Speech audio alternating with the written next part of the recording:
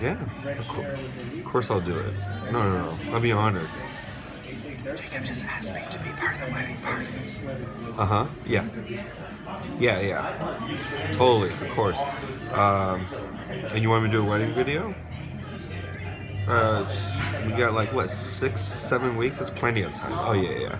No, don't worry about it, dude. I'll do a great job on it. It's plenty of time. Our friends are totally going to come through. 6 weeks, 7 weeks. It's like eternity. Jake, for old time's sake, will you be my Black Kate Moss tonight? Spencer asked us to be creative, and I'm not the most creative person in the world, so I went with this. Spencer, cut this part out. Oh, that's good. Yeah. Okay, awesome. Great. Hi everybody, I'm Jenny. And I'm Erica. And we're just going to do a little Q&A session. So Erica, tell me how you know Nancy. Jacob. Hello, sir! And that's a lot. I mean, it's a lot. So I was home for last year, and we went to this bar to play trivia, and she's like, hey, do you mind if I bring this guy Jason? Sorry, not Jason. Don't put that on. Jacob. Mostly from that, I can remember we drank a lot and there were babies around. There's actually a really great photo of you of Spencer's killing this. He could cut to, which is one of my favorite photos of you and a beer and a baby. You know what I'm excited about? My mashed potato bar. I heard there was going to be a mashed potato bar. Ooh. I swear to God, it's going to get a lot better.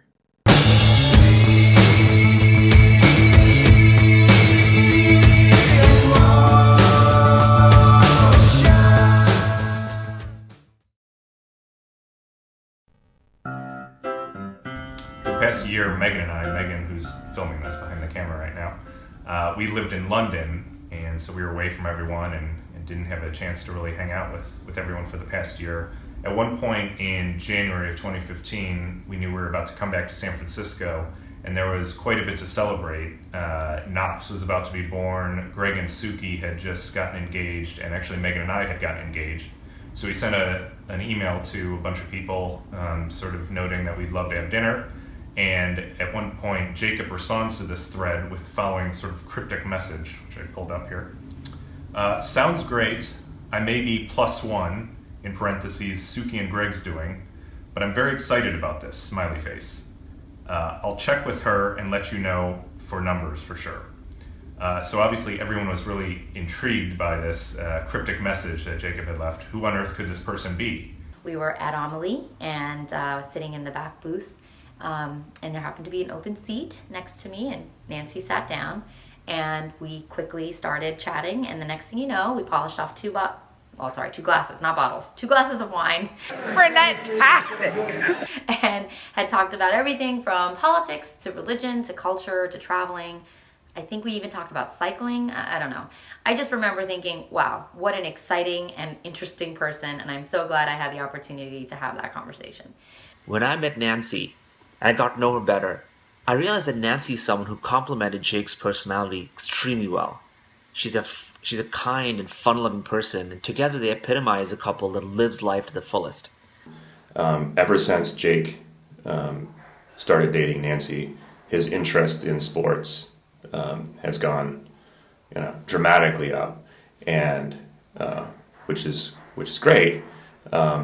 The only downside is I think Nancy's actually doing picking his fantasy sports teams for him, and now he's an actual contender in all his leagues.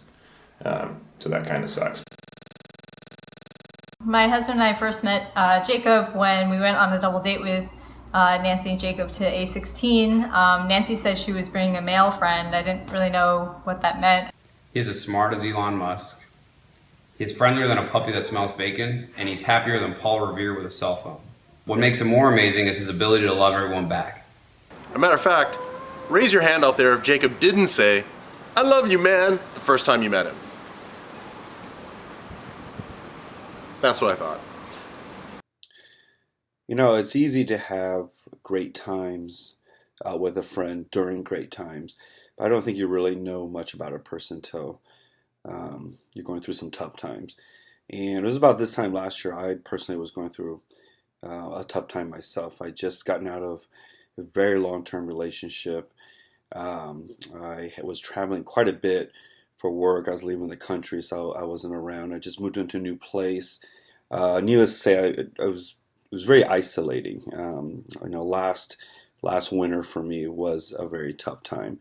And Christmas Day came rolling around without me even knowing. I was actually just at home, and I realized, wow, it's Christmas. I don't even have plans with friends or family, and here I am.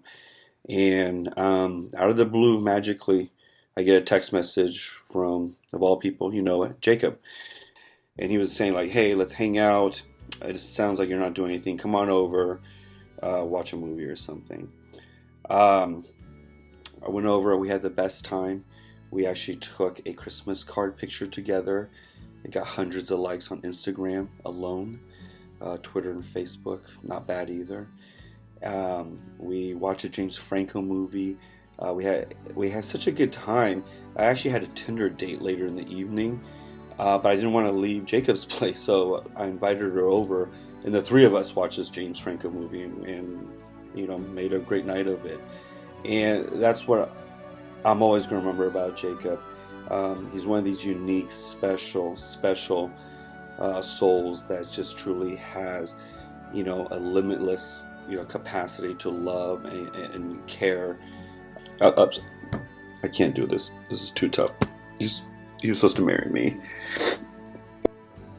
So yeah, I met him when I came back, and it was in August, and they'd already been engaged, and I had a nice talk with Nancy, and you can just see how good they are for each other. I mean, I've never seen her so happy. He's wonderful. They have so much, they bring so much positive aspects to each other. They have fun together. They're really like best friends and life partners. Try not to cry. When Jake first told me that he had met a girl named Nancy, he had this gleam in his eye. And you know that gleam that Jake gets. It's the same reaction that he has when he fires off pistols into the air like some Mexican banditos had just overtaken a stagecoach somewhere in the Midwest. Well, Jake, it looks like you found the right stagecoach, because this girl is rich with love. I remember Nancy and I went to dinner recently, and she was telling me that Jacob is everything that she imagined in her ideal person match, but even more so. Like, he's even more than she could have ever dreamed about. I remember when one of the first times they met, there was this other guy who Nancy was dating, but he ended up being a Postmate, and like I think he was that's what he was doing. So, we know that Jake's at least better than the delivery guy. When did I know Nancy was all in? We were sharing a cab home one day on the way home from work, and she said, I'm in love. I'm in love. I don't even know how to put it in words. I'm in love. And she really didn't have to. I could just see it all over her face. And then she proceeded to tell me a story about how her and Jacob just spent the evening dancing in their living room, which I thought was incredibly sweet. So I hope you guys continue to make each other as happy as you do now, and I hope you continue to have many evenings where you're dancing in the living room. Love you both. Congrats.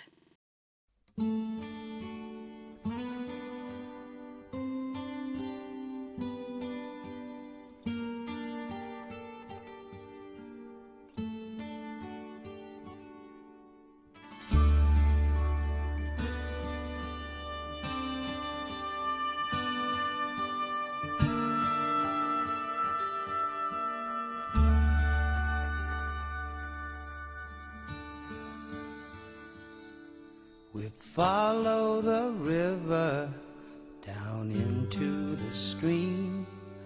That's where my dream began. I left my worries to the people who stare and dreamed without a care that I'd always be beside you to watch the day and and we listen to the sunrise and feel its growing light, and peace will come inside. So quiet.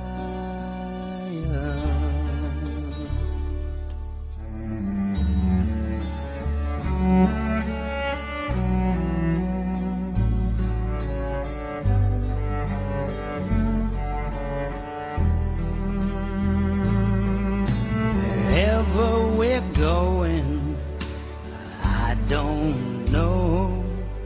For a million years, our love keeps growing. The mystery deepens day by day.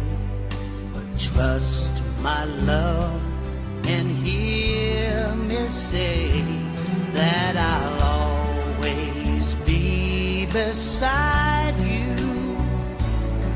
So watch the day and night, and we listen to the sunrise and feel its growing light, and peace will come inside. So quiet.